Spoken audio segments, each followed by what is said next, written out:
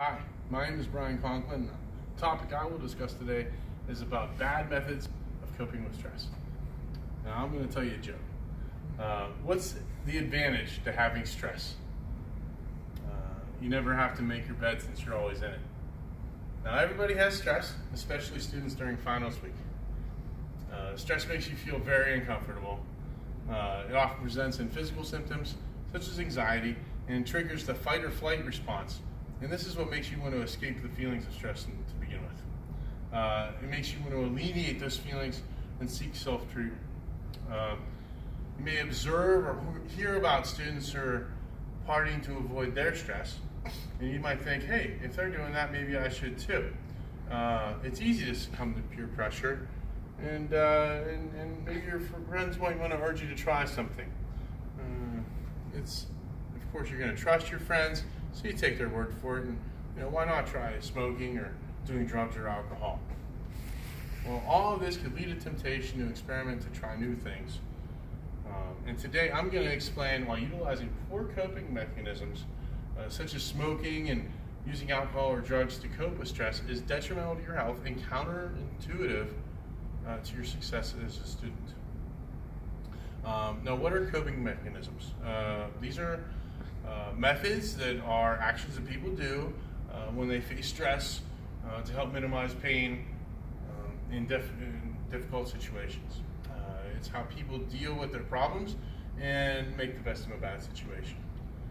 There are good and bad coping mechanisms, and the differences between the positive and negative are the positive, they help you to cope in a healthy manner, and they help you to achieve long-term happiness. And the negative coping mechanisms only achieve short-term happiness and are often associated with negative health effects. Now let me tell you a story about how I recently freaked out.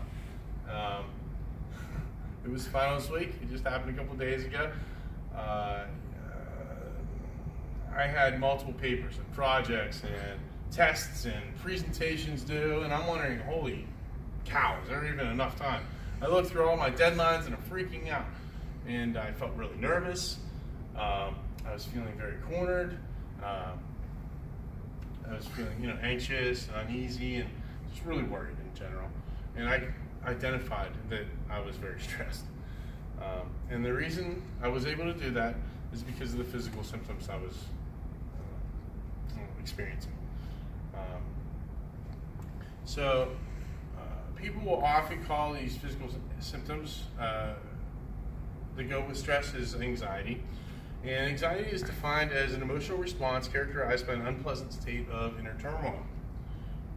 And it can include physical symptoms such as nausea or elevated heart rate or increased blood pressure and sweat. When you find yourself under stress, you may wonder, why am I feeling this way? Well, it's because of stressors. And what are stressors?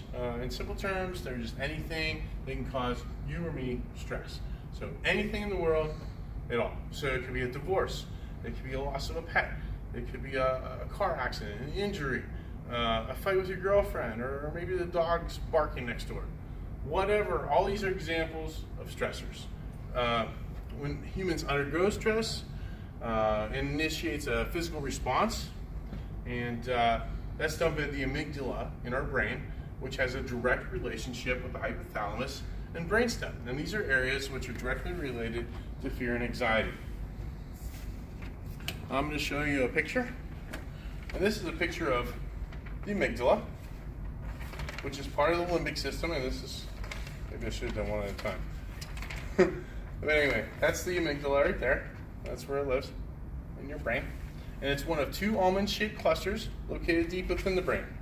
And it's about right in there. So it's known to play a primary role in memory, decision-making, and emotional responses, which include fear, anxiety, and aggression. Similarly, there are chemical reactions in the brain when drugs and alcohol are taken. These drugs can interfere with your normal body functions.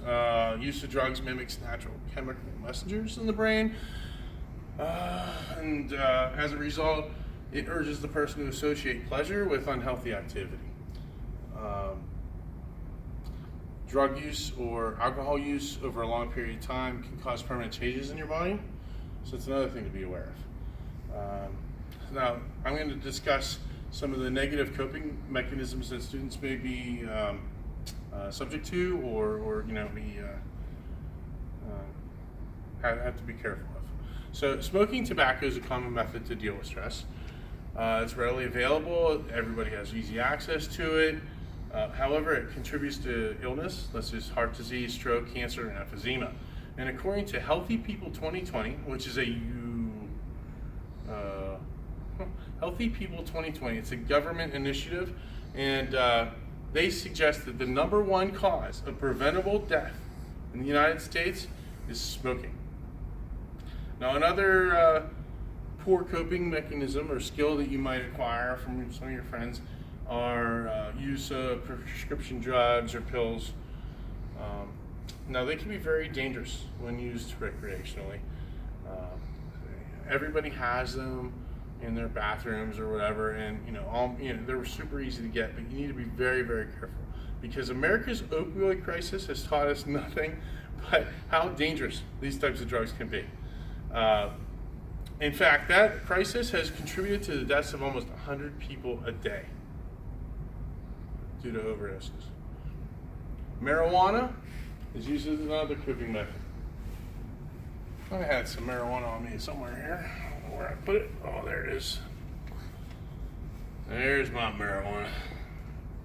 Save that for later. All right. Now, this marijuana can be acquired legally and may cause panic in new users and cause paranoia in new users. So probably not the best choice if you're going to try to study. There are arguments that it could lead to heroin, meth, and cocaine, and unless you plan on using one of these suckers every day, I would stay away from that. So there are some major concerns with the use of alcohol, all right, such as alcoholism. Some people are predisposed to addiction because of genetics or heritage. There's kidney failure and other types of diseases. It's just, you don't want to overdo it. Let me give you some examples. Michael Jackson, 50 years old. Whitney Houston, 48 years old. Heath Ledger, 28 years old. The tragic loss of all these renowned celebrities due to drugs and alcohol should remind us all that death is much too close of a reality if you're going to abuse these types of substances. Assuming you can use substances such as drugs or alcohol to achieve your goals would be a very big mistake. And in fact, according to the National Institute on Drug Abuse, or NIH, among all ages by gender from 1999 until 2017, there has been a 2-fold increase in drug overdoses. That's more than 70,000 Americans that died in 2017. Well, thank you very much for listening to me today. I hope I've informed you of some valuable things to avoid. Please remember to use poor coping methods such as smoking and alcohol or drugs is very detrimental to your success as a student, and I highly recommend that you don't. Thank you very much.